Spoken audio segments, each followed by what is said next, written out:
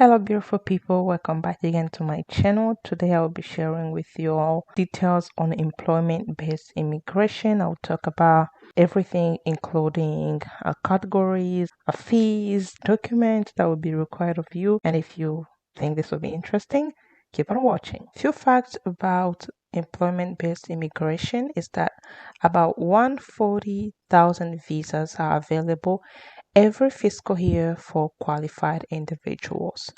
And also, there are 5 categories of qualified workers, also known as employment preference.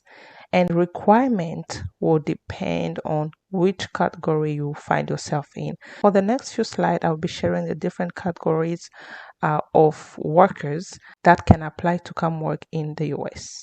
Category number 1, which is called also as E1 category, include this 3 kind of workers: persons with extraordinary ability in sciences, art, education, business, or athletics. And these individuals must be internationally recognized in the respective field. They do not need any job offer, and they can file their own I-140 form, which is the immigrant petition for alien worker with the USCIS. The second group of people in this category are outstanding professors and researchers, and these individuals must have at least 3 years of experience recognized internationally, and they must have a job offer, and the employer has to file the I-140 form on their behalf compared to the first group of people in this category. And the third group of people in this category are multinational managers and executives. These people must have been employed by the overseas affiliate or branch of the US employer, and they must be coming to work in a managerial or executive capacity. They must also have a job offer, and the employer also must file the form I-140 for them. The second category, E2, include professionals holding an advanced degree. This means those people who have beyond a baccalaureate degree or baccalaureate degree with at least 5 years of progressive experience in their profession. The second category of people in this group are persons with exceptional ability, which means they have a degree of expertise significantly above that ordinarily encountered in the sciences, art, or business. And this 2 group of people in this category, they must have labor certification approved by the Department of Labor. They must also have a job offer, and employer must file Form I-140 for them. We are in the category number 3, E3. This includes skilled workers, professionals, and unskilled workers. Skilled workers are the ones whose jobs require at least 2 years training or work experience, and the job should not be temporary or seasonal. Professionals are the ones whose jobs require at least a baccalaureate degree from a US university or college or its equivalent. That means a degree that is equivalent to a bachelor degree in the US. The third group in this category are unskilled workers or other workers. These people, their jobs require less than 2 years training or experience, and the job is not temporary or seasonal. Now, the requirements for this 3 group of people in this third category, they require labor certification approved, and they must have a job offer, and also the form I-140 must be filed by the employer. We are in the fourth category, E4.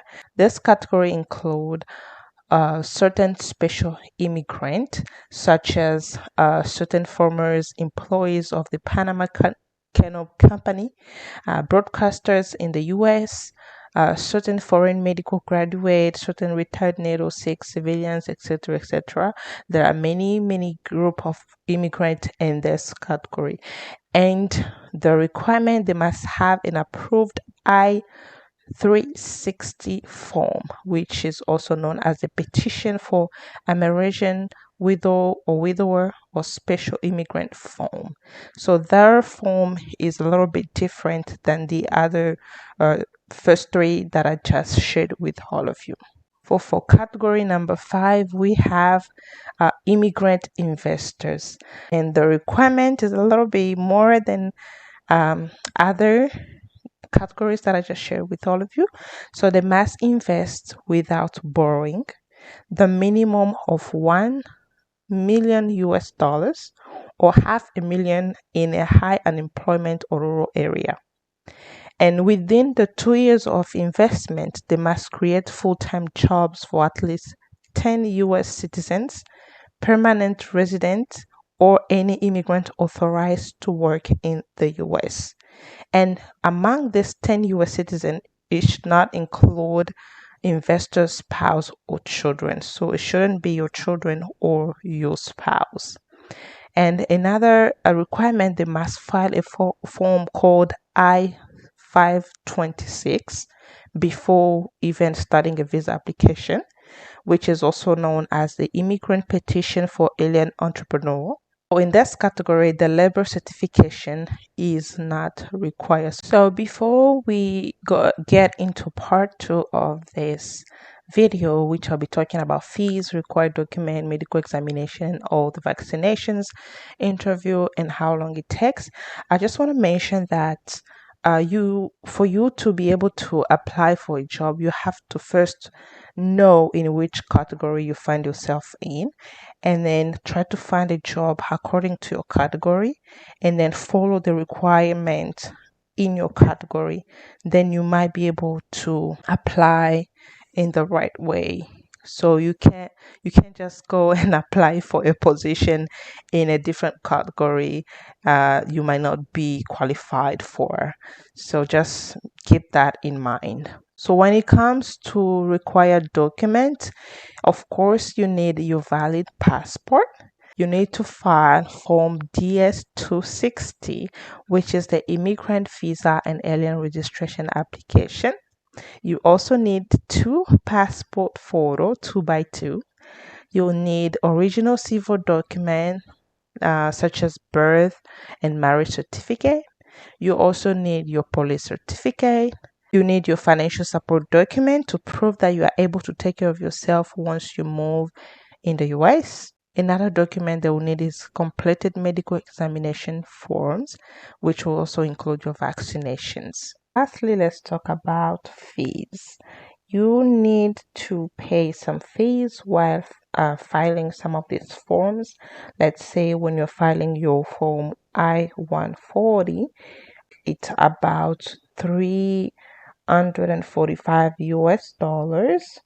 And if you're filing the DS-260, the processing fee, I would say about $325 US. And any other form that you will be required to file, some of them for processing that form, you have to pay a certain fee. So just keep that in mind. And also some fees that you have to keep in mind is for medical exams. Also, this one will depend on your country.